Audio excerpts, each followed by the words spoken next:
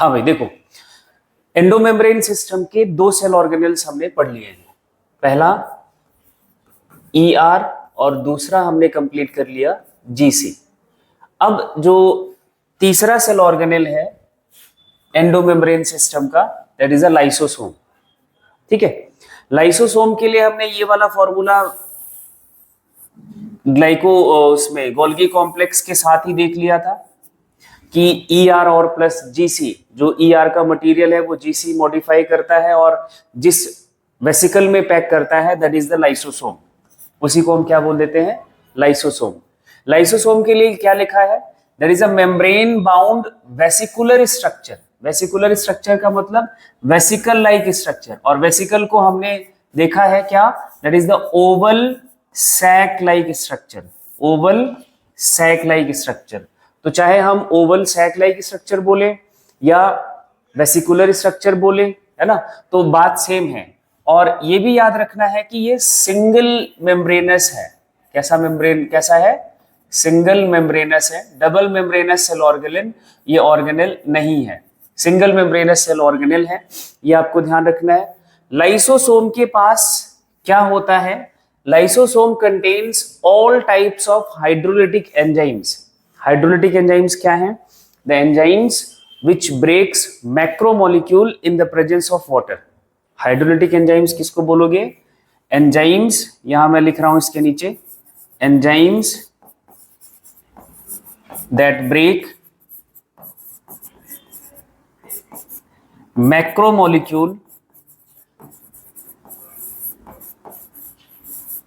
macromolecules in the presence of water। ये water के presence में जब मैक्रोमोलिक्यूल को ब्रेक करने वाला जो एंजाइम होगा उसको हम बोलते हैं हाइड्रोलिटिक एंजाइम्स। तो इनके पास लगभग वो सभी हाइड्रोलिटिक एंजाइम्स प्रेजेंट होते हैं। जैसे यहाँ पे हाइड्रोलिटिक एंजाइम्स के कुछ नाम दिए हुए हैं। हाइड्रोलिटिक एंजाइम्स को एसिड हाइड्रोलेजेस भी कहा जाता है। एसिड हाइड्रोलेजेस क्यों बोलते हैं? हाइड्रोलेजेस, सेम वही स्टेटमेंट याद रखना है, enzyme that break macromolecules in the presence of water, that is the hydrolases. Hydro मतलब वाटर, लेजेस मतलब ब्रेक करने वाला, है ना। जो एंजाइम वाटर की प्रेजेंस में मैक्रोमोलिक्यूल को ब्रेक करे दैट इज द हाइड्रोलेजेस। यहां पे एक वर्ड है एसिड, ये इंपॉर्टेंट है। ये जो एंजाइम्स हैं, ये जिसे हम हाइड्रोलिटिक एंजाइम्स बोल रहे हैं या एसिड हाइड्रोलेजेस बोल रहे हैं, ये फंक्शनल होते हैं एसिडिक मीडियम में। किस मीडियम में? एसिडिक मीडियम में ये फंक्शनल होते हैं। Acid hydrolases are functional in acidic medium. अगर बेसिक मीडियम है तो ये एंजाइम काम नहीं करेगा, नॉन फंक्शनल होगा। और ये जो एसिडिक मीडियम है ये पीएच होना चाहिए कितना? 5। कितना होना चाहिए? 5। 5 आपका क्या है? लेस देन 7 है, दैट इज एसिडिक मीडियम। तो ये इसलिए इनको, इन हाइड्रोलिटिक एंजाइम्स को एसिड हाइड्रोलेजेस भी बोला जाता है, because these enzyme are functional in acidic medium. ठीक है, इतनी बात। अब यहां पे कुछ हाइड्रोलिटिक एंजाइम्स के नाम देखो। लाइपेज, लाइपेजेज, जो लिपिड को ब्रेक करे वो लाइपेज कहा जाएगा। लिपिड को जो हाइड्रोलाइज कराए that is the lipase. Proteases, जो प्रोटीन को ब्रेक करे, लिपिड प्रोटीन मैक्रोमोलिक्यूल्स हैं, ठीक है। ऐसे कार्बोहाइड्रेजेज, जो कार्बोहाइड्रेट को ब्रेक करे दैट इज अ कार्बोहाइड्रेजेज। ऐसे आपने न्यूक्लियेजेस की बात करी है, जो न्यूक्लिक एसिड को ब्रेक करे। न्यूक्लिक एसिड बोले तो डीएनए एंड आरएनए को जो ब्रेक करे दैट इज द न्यूक्लियेजेस। ठीक। और यहां पे देखो मैंने ये लिखा है कि जो एसिड हाइड्रोलेजेस हैं उनका ऑप्टिमम पीएच क्या है? That is the 5। ये क्या है आपका? एसिडिक मीडियम है। एसिडिक मीडियम है। अगर पीएच आपका 5 है तो वो एसिडिक मीडियम कहा जाएगा। तो ये कुछ आपके एसिड हाइड्रोलेजेस के एग्जांपल। लाइपेज मींस जो आपके लिपिड को ब्रेक करता है, जैसे आपने पैंक्रियाटिक लाइपेज का नाम पढ़ा था, गैस्ट्रिक लाइपेज का नाम पढ़ा था डाइजेस्टिव सिस्टम में। प्रोटीएजेस में आपने पढ़ा था प्रोटीन का डाइजेशन स्टमक से स्टार्ट हो जाता है ना। फिर वो आपने पैंक्रियाटिक जूस में ट्रिप्सिन, काइमोट्रिप्सिन, ये सारा पढ़ा हुआ था। रेनिन एक प्रोटीन डाइजेस्टिव एंजाइम है। कार्बोहाइड्रेट की बात करें तो सलेवरी एमाइलेज से स्टार्ट होके आपका पूरा इंटेस्टाइन तक डाइजेशन होता है। न्यूक्लियसेस में डीएनएज एंड आरएनएज, डीएनए को ब्रेक करने वाला जो आपका एसिड हाइड्रोलेजेज है दैट इज द डीएनएज, ऐसे लिखते हैं। इस एंजाइम का नाम देखो, लिखने का थोड़ा सा याद रखना है। DNase that is the enzyme which can break the DNA, ऐसे लिखा जाएगा। RNase that is the enzyme which can break क्या, आरएनए। न्यूक्लिक एसिड, न्यूक्लियसेस के ये दो टाइप्स हैं, डीएनएज एंड आरएनएज, है ना। तो न्यूक्लियसेस आपके दो टाइप के हो सकते हैं, जो डीएनए को ब्रेक करने वाला है या फिर आरएनए को ब्रेक करने वाला है। एक पॉइंट नोट करके देखना, जो लाइसोसोम है एनिमल सेल, सभी एनिमल सेल में प्रेजेंट होता है एक्सेप्ट मैमेलियन आरबीसी। आरबीसी एक ऐसा सेल है जिसमें लगभग सेल ऑर्गेनेल एब्सेंट होते हैं। यहां से एक एग्जांपल शुरू हो गया है। Lysosomes are absent in mammalian RBC. Mammalian समझ रहे हो, वी ऑल आर मैमल्स, जो हमारे मैमल क्लास के एनिमल्स हैं उनके आरबीसी में लाइसोसोम नहीं होता है। ये पहला स्ट्रक्चर है जो एब्सेंट है, आपने अभी समझा। ऐसे माइटोकॉन्ड्रिया नहीं होता, ईआर नहीं होता, लगभग उनके सेल ऑर्गेनेल्स नहीं होते, वो हम देखेंगे, ठीक है। दूसरा पॉइंट, प्लांट सेल्स में कोई स्पेसिफिक लाइसोसोम जैसा स्ट्रक्चर नहीं होता है। प्लांट सेल में जो सेंट्रल वैक्यूल होती है, प्लांट सेल का जब हम डायग्राम देखते हैं, प्लांट सेल ऐसे बनाते हैं, तो सबसे पहले हम एक ऐसे बड़ा सा वैक्यूल बना लेते हैं, है ना। इनका न्यूक्लियस पेरिफेरल पोजीशन पे होता है, सेंटर में नहीं होता। ये हमारा प्लांट सेल का क्या कहा जाता है, सेंट्रल वैक्यूल। इसको क्या बोलते हैं, सेंट्रल वैक्यूल। यही सेंट्रल वैक्यूल काम करता है एक्ट एज लाइसोसोम। लाइसोसोम की तरह ये काम करता है प्लांट सेल्स में। किसके सेल में, प्लांट सेल में। ये सेल मेम्ब्रेन हम बना लें तो प्लांट सेल में ये अभी हम नेक्स्ट सेल ऑर्गेनेल पढ़ेंगे वैक्यूल। तो वैक्यूल प्लांट सेल में बहुत लार्ज साइज के होते हैं, एनिमल सेल में स्मॉल साइज के होते हैं, बट नंबर बहुत होता है ना। तो ये जो वैक्यूल है प्लांट सेल में, they act as lysosome. Next second point आपने यही लिखा है, in plant cell large central vacuole act as lysosome, ठीक है। लेकिन एक प्लांट सेल आपका है fungal cell. Fungal cell is also plant cell, क्योंकि सेल वॉल इसके पास भी प्रेजेंट होता है। इनके पास लाइसोसोम का नंबर बहुत ज्यादा होता है, हाई होता है। क्यों क्यों इसके पास नहीं है? जो हमारा नॉर्मल प्लांट है, ग्रीन प्लांट्स है, उनके पास लाइसोसोम का नंबर कम है या नहीं है। सेंट्रल वैक्यूल लाइसोसोम की तरह काम करता है, फंगल सेल के पास होता है। ऐसा क्यों है? इसका आंसर ये है कि ये जो आपके प्लांट्स हैं, यहाँ पे प्लांट्स ऑटोट्रॉफिक हैं, इनको डाइजेशन करने की जरूरत नहीं है, ये खुद अपना फूड मैन्युफैक्चर कर लेता है। And what about fungi? Fungi क्या है? Heterotrophic mode of nutrition show करता है, हेट्रोट्रॉफिक है, वो भी सेप्रोट्रॉफ्स हैं, पढ़ा हुआ है। Dead and decaying organic matter को वो ब्रेक करता है, डाइजेस्ट करता है, फिर क्या करता है? उसको एब्जॉर्ब करता है, एक्सटर्नल डाइजेशन होता है। क्या करता है? ये जो फंगल सेल में लाइसोसोम प्रेजेंट होता है, जैसे मान लिया कि एक कोई ये वुड का ब्लॉक है, सड़ रहा है, कोई लकड़ी बाहर बारिश में पड़ी हुई है ना, तो ये फंजाई क्या करेगा? फंजाई इनके सरफेस पे अगर आया, इनके सरफेस पे अगर कोई फंगल ग्रोथ हुआ, तो ये फंजाई के जो सेल्स में लाइसोसोम है वो अपना एंजाइम सिक्रीट करेंगे इधर वुड के सरफेस पे, and they digest these cellulose of would. जो लकड़ी का जो ऑर्गेनिक मैटर है सेलुलोज, उसको डाइजेस्ट करेगा, सिंपल फॉर्म में ब्रेक करेगा, एंड दैट गेट्स एब्जॉर्ब। फिर वो एब्जॉर्ब करेगा। वो तो इंसेक्ट्स हैं, वो कोई फंगस नहीं है, वो टर्माइट्स आर इंसेक्ट्स। इंसेक्ट्स तो उसको खा जाता है उनके माउथ वाले रीजन से, ठीक है। तो ये लाइसोसोम की कहानी फंगल सेल के लिए जरूर याद रखना, यहाँ पे बड़ा कंफ्यूजन होता है ना। फंगल सेल हेट्रोट्रॉफ्स हैं, इसलिए आपको ध्यान में रखना है कि इनके लाइसोसोम होंगे, जिसको जो हेट्रोट्रॉफ्स हैं, हम हेट्रोट्रॉफ्स हैं, हमें डाइजेशन करना पड़ता है, तो डाइजेशन कराने के लिए कोई ऐसा सेल ऑर्गेनेल तो चाहिए होगा ना जो एंजाइम बना के रेडी करके दे और उसको हम ब्रेक कर सके, ठीक है। अब हाँ, यहाँ पे जो प्लांट सेल्स हैं इनको भी लाइसोसोम की एक्टिविटी चाहिए, बट लाइसोसोम जैसा स्ट्रक्चर नहीं है। कोई और सेल ऑर्गेनेल है जो सेंट्रल वैक्यूल जो क्या करता है, लाइसोसोम की काम करता है।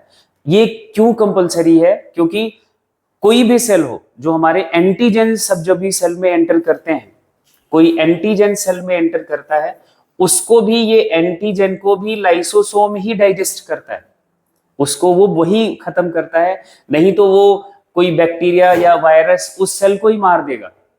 तो ये तो प्लांट सेल को भी इन्फेक्ट करने वाले एंटीजेंस हो सकते हैं, तो उनको भी अपना सेल को डिफेंड करना है, बचाना है, तो ये सेंट्रल वैक्यूल उन एंटीजेंस को डाइजेस्ट करता है, ब्रेक करता है, ठीक है, ये याद रखना है। अब एक और बात याद रखनी है, पेरीप्लाज्मिक स्पेस।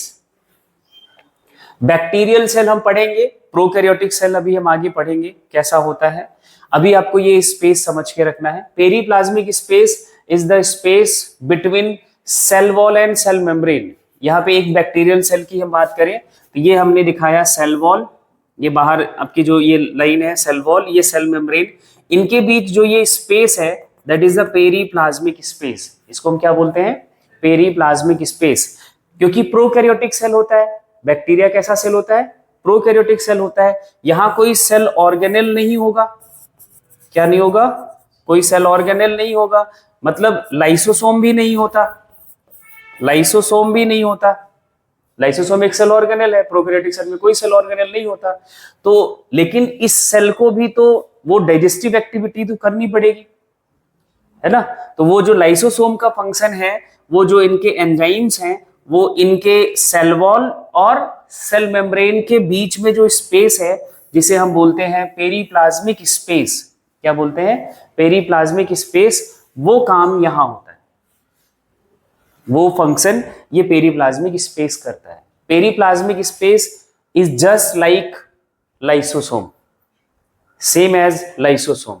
जो हमारा यूकैरियोटिक सेल का लाइसोसोम है उसी की तरह काम करता है ये पेरीप्लाज्मिक स्पेस। समझ रहेगा इतना? बैक्टीरियल सेल के केस में, प्रोकैरियोटिक सेल के केस में। तो लाइसोसोम की इतनी सी बात यहां आपको ये समझना था। नेक्स्ट यहाँ पे एसिड हाइड्रोलेजेस की बात हमने समझाई है। More than 50 types of enzymes are present in this lysosome. 50 से ज्यादा टाइप के एंजाइम्स इस लाइसोसोम के अंदर प्रेजेंट होते हैं। ये अपना पीएच कैसे मेंटेन करता है 5, वो मैकेनिज्म समझना है। ये सेल के अंदर होगा, एज अ सेल ऑर्गेनेल है। सेल का जो साइटोसॉल का पीएच है that is near about 7.5, sorry 7.2। ये स्लाइटली बेसिक है, ये स्लाइटली क्या है?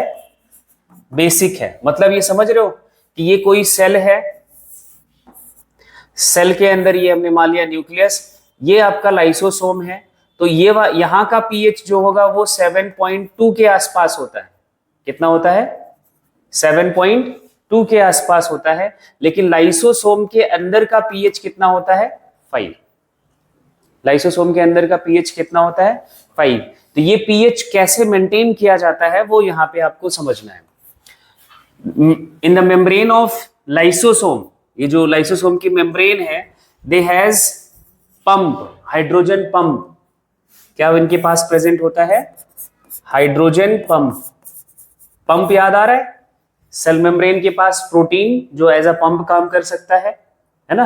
तो ये हाइड्रोजन पंप क्या करता है? जो साइटोसॉल का H+ आयन है, साइटोसॉल में जो H+ आयन होता है, वो क्या करेगा? एटीपी यूज करके एक्टिव ट्रांसपोर्ट करके H+ आयन को इस लाइसोसोम के अंदर पंप कर देता है। और आपने ये पढ़ा हुआ है पीएच का मतलब क्या होता है? PH is equal to minus log H+ concentration, यही होता है। तो जितना ज्यादा H+ का कंसेंट्रेशन बढ़ेगा उसका पीएच उतना कम होता चला जाता है, दैट मीन्स उतना ही वो एसिडिक होता चला जाता है। तो ये जो हाइड्रोजन पंप है it helps to maintain this pH. जो आपके लाइसोसोम के अंदर का पीएच जो एटमॉस्फेयर है, एसिडिक एटमॉस्फेयर है, this hydrogen pump maintain, and वो मेंटेन करने के लिए इसको एनर्जी एक्सपेंस करना पड़ता है। एनर्जी एक्टिव ट्रांसपोर्ट होता है हाइड्रोजन आयन का। क्लियर रहेगी इतनी बात? ठीक है। तो एसिड हाइड्रोलाइसिस इसीलिए कहे जाते हैं क्योंकि ये इसके अंदर एसिडिक मीडियम है। बाहर देख रहे हो स्लाइटली बेसिक है, लेकिन इसके बावजूद ये लाइसोसोम के अंदर एसिडिक मीडियम है इसकी वजह से। और ये एसिडिक मीडियम क्यों है? क्योंकि इसी मीडियम में इनके एंजाइम्स फंक्शनल हो सकते हैं। अगर ये एसिडिक मीडियम नहीं मेंटेन हुआ तो these enzymes become non functional या इनएक्टिव हो जाएंगे, इसलिए इनको मेंटेन करना होता है। Lysosome are highly polymorphic cell organelle. Polymorphic cell organelle का मतलब समझो, पॉली का मतलब होता है मेनी और मॉर्फी का मतलब होता है या मॉर्फोलॉजी या मॉर्फ का मतलब होता है फॉर्म। ये कई फॉर्म वाला सेल ऑर्गेनेल है, ये आपको कई फॉर्म्स में दिखेगा। सेल के एक ही सेल के अंदर इनके कई स्वरूप हैं, कई रूप हैं, है ना। इसलिए इसको बोलते हैं highly polymorphic cell organelle. Highly polymorphic cell organelle because lysosome have different physiological states. इनके अलग अलग जो फिजियोलॉजी जो वो कर रहे होते हैं, फिजियोलॉजिकल जो इनका रोल है वो अलग अलग स्टेट्स में देखने को मिलता है ना। जैसे यहां मैंने वो सारे पॉसिबल स्टेट्स लिखे हैं। पहला प्राइमरी लाइसोसोम क्या होता है वो भी हम देखते हैं। दूसरा सेकेंडरी लाइसोसोम, तीसरा टर्सरी लाइसोसोम, चौथा ऑटोफेजिक लाइसोसोम। तो लाइसोसोम 4 टाइप्स के होते हैं। ये आप टाइप्स समझ लो या इनके फॉर्म्स समझ लो। लाइसोसोम के कितने टाइप्स? 4। अब इस पिक्चर को देखना और सारे लाइसोसोम के टाइप्स इसी डायग्राम में क्लियर है। ये एक सेल है। सेल के अंदर जब हमारा कोई फूड मटेरियल एंडोसाइटोसिस की प्रोसेस से सेल में एंटर करता है, हमने ये माना फूड मटेरियल सॉलिड स्टेट का है। कैसा स्टेट का है? सॉलिड स्टेट का है। तो क्या बनेगा? फैगोसोम बनेगा। अगर लिक्विड स्टेट का होता है तो क्या बनता? पिनोसोम बनता, है ना। एंडोसाइटोसिस से फैगोसोम बना, इसके अंदर कोई फूड मटेरियल पैक है। अब ये लाइसोसोम कैसे बनता है ये हमें पता है। ER+GC से लाइसोसोम बनता है। जो न्यूली फॉर्म्ड लाइसोसोम होता है उसको हम बोलते हैं primary lysosome. Just newly formed lysosomes are known as primary lysosome. When this primary lysosome fuse with phagosome, किसके साथ फ्यूज कर जाए? फैगोसोम के साथ, क्योंकि इसको इस फूड मटेरियल को डाइजेस्ट करना है। क्या करना है? डाइजेस्ट करना है। ये फूड मटेरियल इस फैगोसोम के साथ ये फ्यूज कर जाएगा। जो इसके अंदर एसिड हाइड्रोलाइसेज है वो एंजाइम्स उस फूड मटेरियल को डाइजेस्ट कर देगा, ब्रेक कर देगा, सिंपल फॉर्म में कन्वर्ट कर देगा। तब जब ये दोनों फ्यूज कर जाते हैं then this lysosome is known as secondary lysosome. तब इसको हम क्या बोल देते हैं? Secondary lysosome. अब सेकेंडरी लाइसोसोम के लिए थोड़ा सा इंपॉर्टेंट पॉइंट है, ध्यान से देखना। सेकेंडरी लाइसोसोम में ही डाइजेशन कंप्लीट होता है। ब्रेकडाउन जो प्रोसेस है वो यहाँ पे होता है। ब्रेकडाउन होने के बाद देखो मैंने यहां से कुछ ऐसे एरो दिखाए हैं बाहर की तरफ। ये जो साइटोसॉल है, जो यूजफुल न्यूट्रिएंट है, जो इसको फूड को डाइजेस्ट करने के बाद जो यूजफुल केमिकल्स हैं, न्यूट्रिएंट है या मॉलिक्यूल्स हैं, they get diffuse into the cytosol. वो क्या कर जाएगा? लाइसोसोम से साइटोसॉल में डिफ्यूज कर जाएगा। Nutrients diffuses into cytoplasm. जो साइटोप्लाज्म आसपास का है वो न्यूट्रिएंट उसमें चला जाएगा। अब इसके बाद जो अनडाइजेस्टेड फूड मटेरियल होगा, जिसको सेल को जरूरत नहीं है, उसको सेल से बाहर करना है ना, वो जो बचा हुआ होगा इस लाइसोसोम में पैक जब रह जाता है, यूजफुल मटेरियल बाहर आ गया, न्यूट्रिएंट बाहर आ गया, जो अनडाइजेस्टेड या हम कह सकते हैं कि वेस्ट मटेरियल जो है सेल के लिए, वो जब पैक हो जाता है लाइसोसोम में, then that lysosome is termed as tertiary lysosome या रेजिड्यूअल लाइसोसोम। इसको हम क्या बोलते हैं? Residual lysosome. ये रेजिड्यू बच गया डाइजेशन के बाद, इस फूड का जो वेस्ट है वो रेजिड्यू बच गया, एंड दैट रेजिड्यूअल लाइसोसोम या जो अनवांटेड या अनडाइजेस्टेड फूड मटेरियल है comes outside of the cell by the exocytosis, और ये अनवांटेड जो आपका अनडाइजेस्टेड फूड मटेरियल था वो सेल के बाहर। तो आपने 3 तरह का लाइसोसोम तो यहां पढ़ लिया। Newly formed primary phagosome when fused with primary lysosome, that then it converts into secondary lysosome. secondary lysosome का काम डाइजेशन है ना, एंड वो न्यूट्रिएंट अपना डिफ्यूज कर गया साइटोप्लाज्म में। अनडाइजेस्टेड फूड मटेरियल के साथ लाइसोसोम तो टर्शियरी लाइसोसोम एक्सोसाइटोसिस से बाहर। तो 3 फॉर्म तो आपने यही पढ़ लिए। कई बार ऐसा होता है जो ये प्राइमरी लाइसोसोम है, कौन सा? प्राइमरी लाइसोसोम जो है ये सेल के पुराने, बूढ़े, कमजोर, नॉन एफिशिएंट, वर्ड यूज करते हैं क्या? नॉन एफिशिएंट सेल ऑर्गेनेल्स को डाइजेस्ट कर देता है। ये करना होता है, नहीं तो सेल मारी जाएगी। जो नॉन एफिशिएंट सेल ऑर्गेनेल है that gets digested by primary lysosome. वो इसी सेल का ही सेल ऑर्गेनेल होगा। लाइसोसोम भी इसी सेल का सेल ऑर्गेनेल है, ये भी इसी सेल का सेल ऑर्गेनेल है, बस ये क्या हो गया है? बूढ़ा हो गया है, नॉन एफिशिएंट हो गया है। तो लाइसोसोम इसको डाइजेस्ट कर देता है। जब लाइसोसोम अपने ही सेल के सेल ऑर्गेनेल को डाइजेस्ट कर रहा होता है, तब इसका नाम रख दिया जाता है ऑटोफेजिक लाइसोसोम। हाँ, वो रिटायरमेंट पार्टी यहां हो जाती है। अब इसको डाइजेस्ट करने के बाद जो यूजफुल मटेरियल होगा वो अगेन साइटोप्लाज्म में डिसॉल्व कर लिया जाएगा। मतलब दादाजी के जाने के बाद जो पैसा वैसा है वो निकाल लो, काम में ले लिया जाएगा, एंड जो वेस्ट मटेरियल है, उनकी बॉडी है, वो बाहर कर दिया जाएगा, जला दिया जाएगा, दफना दिया जाएगा। ये इनका तरीका होता है। इसको हम बोलते हैं ऑटोफेजिक लाइसोसोम। ऑटो का मतलब सेल्फ, फैगी का मतलब होता है इनगल्फ, ईटिंग, जो खुद को खा ले। और ये माइटोकॉन्ड्रिया भी तो इसी का सेल ऑर्गेनेल था, तो खुद के ही सेल ऑर्गेनेल को खा रहा है, तो उस लाइसोसोम को क्या बोलोगे? ऑटोफेजिक लाइसोसोम। बात क्लियर हो गई? चारों तरह के लाइसोसोम हो गए, प्राइमरी, सेकेंडरी, टर्शियरी, ऑटोफेजिक। कोई डाउट, कोई कंफ्यूजन नहीं है? चलो अब देखो, ये पॉलीमॉर्फिज्म ऑफ लाइसोसोम है। ये डायग्राम जो पूरा दिखाता है कि लाइसोसोम के देखो कितने फॉर्म्स हैं। प्राइमरी भी हो सकता है, सेकेंडरी भी हो सकता है, टर्शियरी भी हो सकता है, ऑटोफेजिक भी हो सकता है। कई उसके स्वरूप हैं, फिजियोलॉजिकल स्टेट्स कई हैं। अब यहाँ पे उनके जो सब नेम्स हैं वो देखो। प्राइमरी लाइसोसोम को हम बोलते हैं storage granules, because they store different types of hydrolytic enzymes. सारा जो हाइड्रोलिटिक एंजाइम्स है वो इसी के पास स्टोर होता है, तो storage granules. Newly formed lysosome, कोई बड़ी बात नहीं है, जस्ट बना हुआ है, ERGC से बना हुआ लाइसोसोम है। सेकेंडरी लाइसोसोम डाइजेस्टिव न्यूवैक्यूल है, इसी के अंदर वो फैगोसोम का मटेरियल आ गया, पाइनोसोम का मटेरियल आ गया, उसको डाइजेस्ट कर रहा है, तो डाइजेस्टिव वैक्यूल की तरह काम कर रहा होता है। या इसको बोलते हैं हेट्रोफैगोसोम।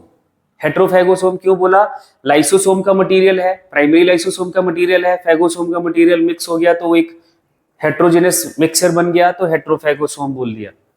टर्शियरी लाइसोसोम, रेजिड्यूअल लाइसोसोम, जो बचा हुआ मटेरियल है लाइसोसोम के पास तो रेजिड्यूअल है। ऑटोफेजिक, ऑटोफैगोसोम बोलते हैं। ऑटोफैगोसोम क्यों बोला? क्योंकि वो जो सेल ऑर्गेनेल है वो उसी सेल का कंटेंट है, उसी सेल का पार्ट है, और उसको वो जब सेल लाइसोसोम पैक कर रहा है तो ऑटोफैगोसोम बन जाएगा। यहाँ तो हेट्रोफैगोसोम जो बाहर से मटेरियल आ रहा है, that is not part of cell, वो सेल का पार्ट नहीं था, उसको पैक करके जब वो फ्यूज कर जाता है तो हेट्रोफैगोसोम बोल देते हैं। अब फंक्शंस सबसे आसान लाइसोसोम के ही, क्योंकि सारे फंक्शन हमने ऊपर पढ़ लिए, इसी को हम यहाँ पे पॉइंट आउट कर देंगे बस। पहला फंक्शन इंट्रासेलुलर डाइजेशन, सेल के अंदर, इंट्रा मतलब within the cell digestion, यही करता है हेट्रोफैगी, ऑटोफैगी। हेट्रोफैगी जब मटेरियल बाहर से आता है, फैगोसोम से, फैगोसाइटोसिस से, पाइनोसाइटोसिस से, उसको लाइसोसोम ही डाइजेस्ट करता है। ऑटोफैगी डेड सेल ऑर्गेनेल्स को या नॉन एफिशिएंट सेल ऑर्गेनेल्स को यही डाइजेस्ट करता है। तो इंट्रासेलुलर डाइजेशन हो गया कंप्लीट, कोई डाउट, कोई परेशानी नहीं। एक्स्ट्रा सेलुलर डाइजेशन, बाहर सेल के कोई डाइजेशन कराना है तो लाइसोसोम, जैसे यहाँ पे 2 एग्जांपल मैंने लिखे हैं। ऑस्टियोक्लास्ट सेल, ऑस्टियोक्लास्ट सेल क्या होती है? That is the bone eating cells, इधर ब्रैकेट में लिखा है, या बोन डिस्ट्रॉइंग सेल्स कही जाती है। बोन सेल्स को बोला जाता है ऑस्टियोसाइट सेल, बोन सेल्स को हम बोलते हैं ऑस्टियोसाइट सेल्स। ये बोन सेल्स हैं जो एक्स्ट्रा ग्रोथ होता है बोन का। आपका देखो हर बोन का एक स्पेसिफिक शेप साइज होता है, वो स्पेसिफिक शेप साइज या हम कहें कि एक्स्ट्रा ग्रोथ ऑफ बोन को रोकता है दिस ऑस्टियोक्लास्ट सेल। ठीक है, जो एक्स्ट्रा ऑस्टियोसाइट सेल्स होती हैं that is engulfed, that is digested by these lysosome of osteoclast cell. Osteoclast cell क्या करेगी? इनका जो लाइसोसोम होता है वो एंजाइम सिक्रीट करेगा और उनके आसपास के जो ऑस्टियोसाइट सेल हैं, जो एक्स्ट्रा आउटग्रोथ हो रहा है बोन का, उसको वो डाइजेस्ट कर देता है। ठीक है, ऐसे ही फंगल सेल, अभी जस्ट मैंने ऊपर बताया वुड ब्लॉक के ऊपर जब फंगल सेल आता है, दे सिक्रीट एंजाइम, जो लाइसोसोम का उनका एंजाइम होता है वो सिक्रीट करता है मटेरियल के ऊपर एंड डाइजेस्ट करता है, फिर एब्जॉर्ब करता है। ठीक है, तो इन दोनों से आप एक्स्ट्रा सेलुलर डाइजेशन याद रखना है। ये अपनी बॉडी का एग्जाम्पल है इसलिए बहुत ज्यादा ध्यान रखना है ना। फंगल सेल तो आपको लगभग याद रहेगा। सेलुलर डाइजेशन ऑटोलाइसिस करा देता है, बहुत इंपॉर्टेंट सवाल है ये, ऑटोलाइसिस बहुत बार मिलेगा ये। ऑटोलाइसिस, सेलुलर डाइजेशन, ये कंप्लीट सेल को ही डाइजेस्ट कर देता है। कई बार जब सेल में कोई डैमेज होने वाला है, सेल जब कोई गड़बड़ हो गया, सेल लगता है कि ये बॉडी का या टिश्यू में कोई सेल ऐसी है जो अब और सेल्स को खराब कर सकती है, डिस्टर्ब कर सकती है, तो पूरे सेल को ही डाइजेस्ट कर दिया जाता है। या जो बहुत पुरानी सेल है, जैसे आपने पढ़ा है आरबीसी की एज 120 डेज, उसके बाद उसका क्या होता है? Cellular digestion. आपके स्प्लीन में जाके यही होता है, इसलिए उसको क्या बोलते हैं स्प्लीन को? Graveyard of RBC. ठीक है, तो वो सेल्स हमारी क्या हो जाती हैं? ऐसा नहीं कि उन सेल्स को बॉडी से बाहर कर दिया जाएगा, पहले उनको, क्योंकि वो सेल जो है वो मॉलिक्यूल से ही बना हुआ है, उसको पहले ब्रेक किया जाएगा। जो यूजफुल कंटेंट है वो अपने ही बॉडी फ्लूइड में रहेगा, जो अनयूजफुल है, जो हार्मफुल है, उनको बॉडी से बाहर कर दिया जाएगा। ठीक है, तो सेलुलर डाइजेशन क्या होता है? जब हमारा लाइसोसोम सेल के अंदर है, जो सारा लाइसोसोम, कई लाइसोसोम होते हैं, वो लाइसोसोम इकट्ठे ही बर्स्ट करें और कंप्लीट सेल को डाइजेस्ट कर जाए, that is the cellular digestion. और इसी वजह से इसको ये बोलते हैं suicidal bag of cell. Cell को ही कई बार मार देता है ये, कंप्लीट सेल को ही। सारे लाइसोसोम बर्स्ट कर जाएं और कंप्लीट सेल डाइजेस्ट हो जाए, that is a cellular digestion. अब यहां ध्यान से देखना, जो मैंने ये नोट करके पॉइंट लिखे हैं, ये सारे के सारे क्वेश्चन बन चुके हैं, ये सारे पॉइंट पे क्वेश्चन आपको मिलेंगे। पहला, ओल्ड सेल्स, जो हमारी बॉडी की पुरानी सेल्स हैं, वो इसी ऑटोलाइसिस से ही रिमूव करी जाती है। पहला पॉइंट, रीजन असर्शन का बहुत सवाल बनता है। Unwanted organs of embryo, tadpole का स्ट्रक्चर याद है? टैडपोल लार्वा, एक आपको एम्ब्रियोनल स्टेज बताएं तो उसके पास ऐसा टेल होता है, लेकिन एडल्ट फ्रॉग के पास टेल नहीं होता।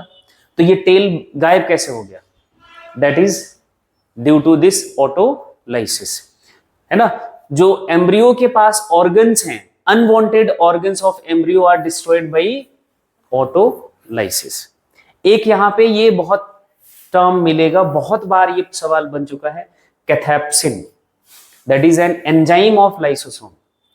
कैथेप्सिन क्या है? लाइसोसोम का एक एंजाइम है, cathepsin of lysosome digest the tail of tadpole of frog during Metamorphosis.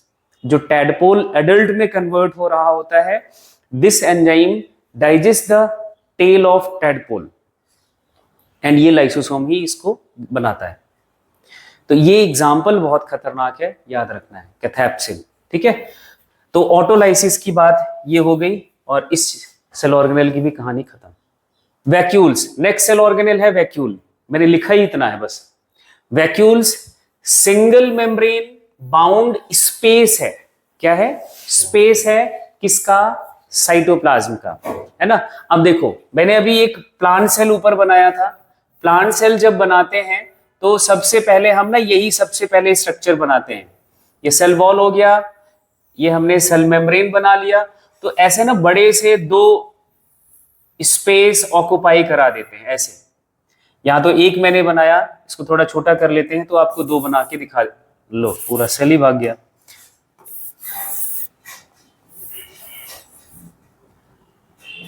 Cell wall, ये सेल मेम्ब्रेन,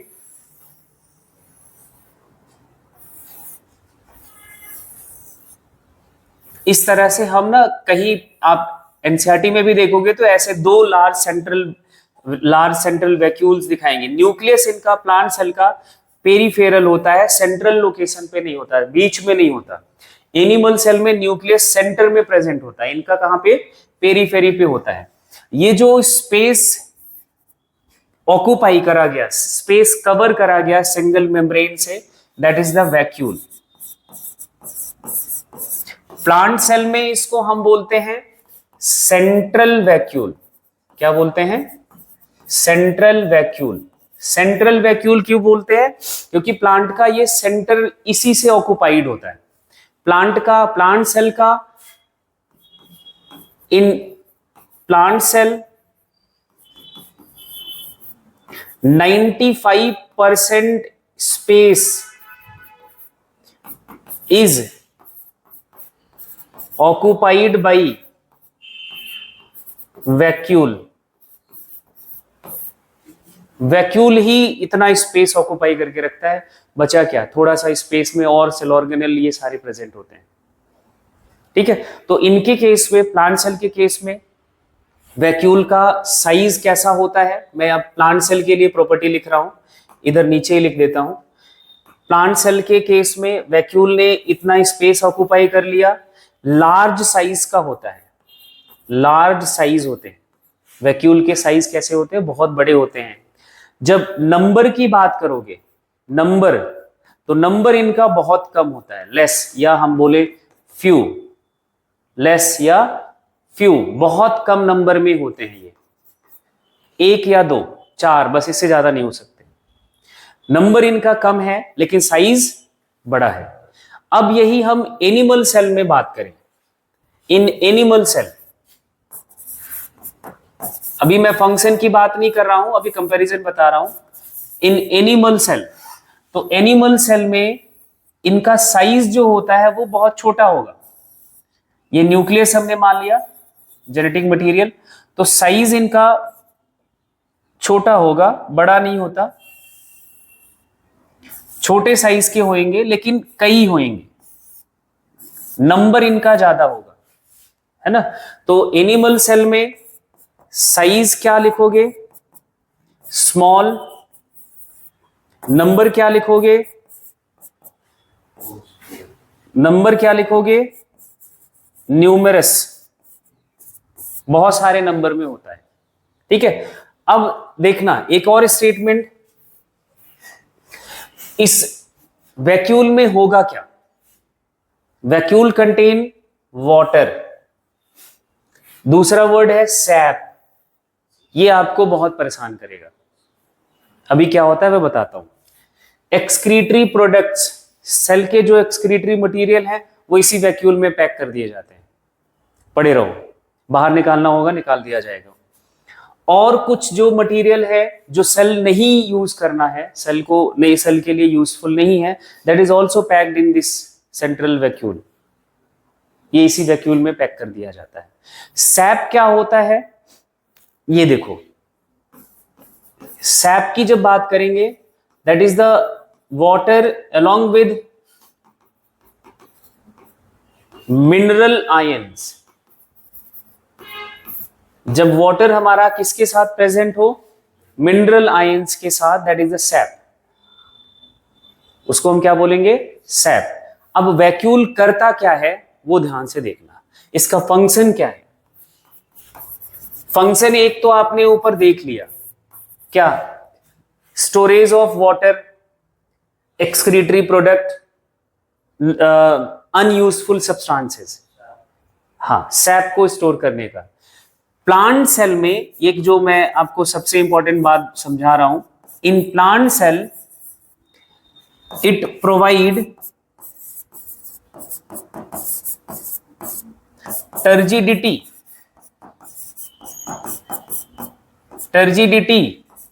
टू सेल्स। अब ये टर्जिडिटी क्या है वो समझना। टर्जिडिटी को आप ऐसे समझ लो, दैट इज द स्वेलिंगनेस या मैक्सिमम वॉल्यूम अटेन गेन करना, दैट इज द टर्जिडिटी। ठीक, जब कोई प्लांट सेल श्रिंक करने वाला होता है तो इनका जो cell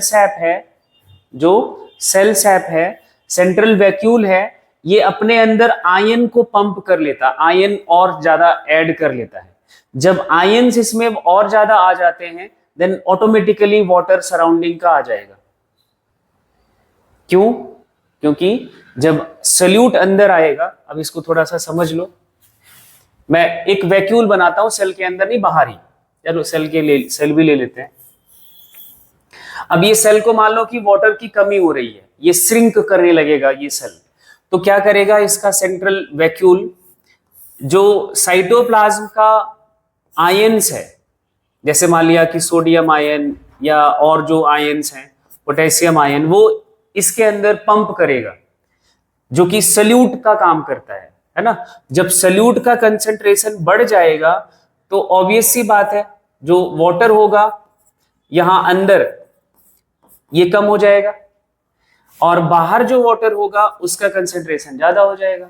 then water again automatically comes into the central vacuole, endosmosis हो जाएगा, एंड देन सेल के अंदर बाहर से पानी आ जाएगा और इस तरह से सेल हमारी जो हो जाती है वो स्वेल कर जाती है। जो आप प्लांट्स का लीफ, कुछ सेल का एक लेयर है लेकिन वो बिल्कुल एक्सपेंडेड होता है। अभी गर्मी में आपने देखा होगा मुरझा जाती है पत्ती, ऐसे लटक जाती है, वो इसी टर्जिडिटी की वजह से। जब वाटर कम हो जाता है प्लांट्स में, जब सफिशिएंट वाटर नहीं है, सेल को नहीं मिल पा रहा है, then that cell become flaccid, वो खाली हो जाती है तो वो लूज हो जाता है। जब तक वाटर सफिशिएंट है प्लांट सेल्स के पास, they become turgid, full volume के साथ वो अपना शेप लेके पड़े रहते हैं। ठीक है, just like resin in water, जब रेजिन आप पानी में डालते हो वो स्वेल कर जाती है। सेम एज इट इज यहाँ पे सेंट्रल वैक्यूल करता है, एडोप्टेशन है with the help of ion Uptake, ये इनका काम है।